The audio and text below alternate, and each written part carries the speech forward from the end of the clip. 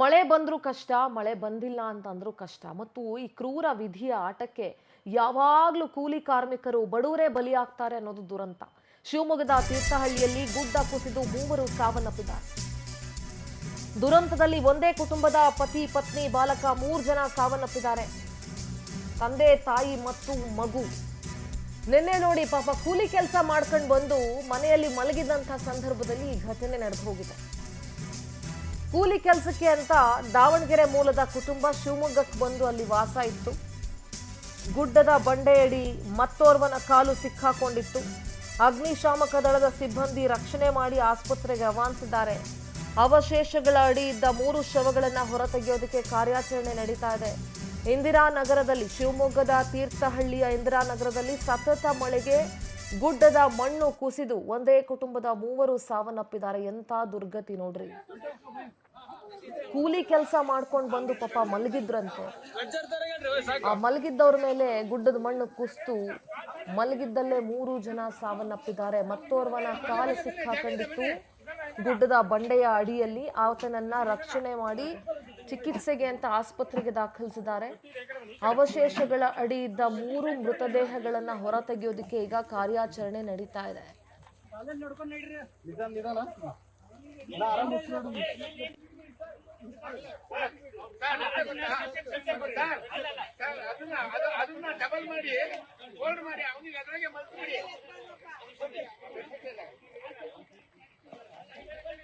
ಶಿವಮೊಗ್ಗ ಪ್ರತಿನಿಧಿ ಮೋಹನ್ ಕೃಷ್ಣ ದೂರವಾಣಿ ಸಂಪರ್ಕದಲ್ಲಿ ಜಾಯ್ನ್ ಆಗ್ತಾ ಇದ್ದಾರೆ. Good morning Mohan. ಮಳೆ ಬಂದರೂ ಕಷ್ಟ, ಮಳೆ ಬರದೇ ಇದ್ರೂ ಕಷ್ಟ. ವಿಪರೀತ ನಿರಂತರ ಮಳೆಯಿಂದಾಗಿ ಗುಡ್ಡ ಕುಸಿದು, ಗುಡ್ಡದ ಮಣ್ಣು ಕುಸಿದು 3 ಜನ ಸಾವನ್ನಪ್ಪಿದ್ದಾರೆ. ಇದ್ರ ಬಗ್ಗೆ ಏನೆಲ್ಲ ಡೀಟೇಲ್ಸ್ ಸಿಗ್ತಾ ಇದೆ ಮೋಹನ್?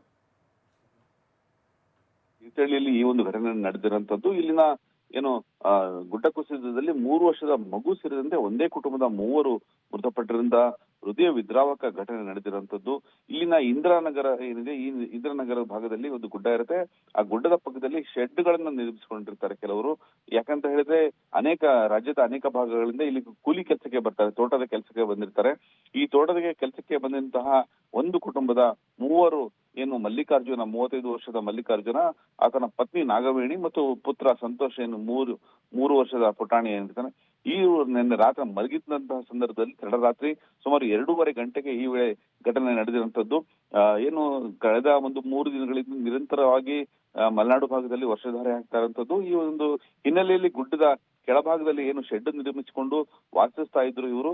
ಈ ಕುಟುಂಬದ ಒಂದು ಏನು ಶೆಡ್ ಇತ್ತು, ಆ ಶೆಡ್ ಮೇಲೆ ಮಣ್ಣು ಬಿದ್ದಿರುವಂತದ್ದು. ಗುಡ್ಡದ ಮಣ್ಣು ಧರೆ ಕುಸಿಯುತ್ತೆ. ಆ ಧರೆ ಇವರ ಮನೆ ಮೇಲೆ ಉರುಳಿರುವಂತದ್ದು.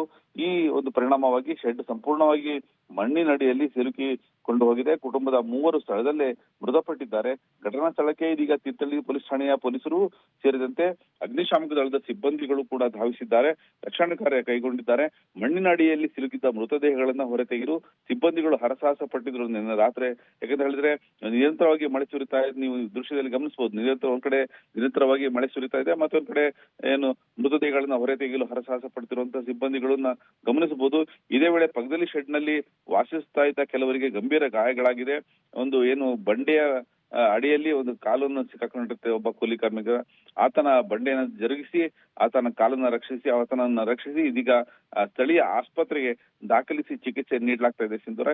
ಈ ಸಂಬಂಧ ತೀರ್ಥಹಳ್ಳಿ ಪೊಲೀಸ್ ಠಾಣೆಯಲ್ಲಿ ಪ್ರಕರಣ ಕೂಡ ದಾಖಲಾಗಿದ್ದು, ಏನು ಅಲ್ಲಿನ ಏನು ಗ್ರಾಮ ಪಂಚಾಯಿತಿಯ ಅಧಿಕಾರಿಗಳು ಜೊತೆಗೆ ಸದಸ್ಯ ಏನಿದ್ದಾರೆ ಎಲ್ಲರ ಸಹಾಯದಿಂದ ಇದೀಗ ರಕ್ಷಣಾ ಕಾರ್ಯ ನಿರಂತರವಾಗಿ ನಡೀತಾ ಇದೆ ಸಿಂಧೂರ.